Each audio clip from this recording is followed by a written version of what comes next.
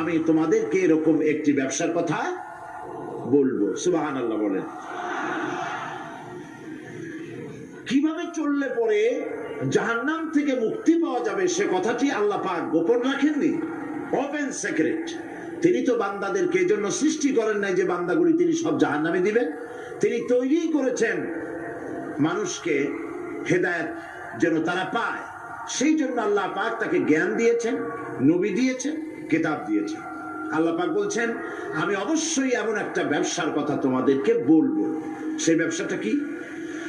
تؤمنون بالله ورسوله وتجاهدون في سبيل الله بأموالكم وأنفسكم ذلكم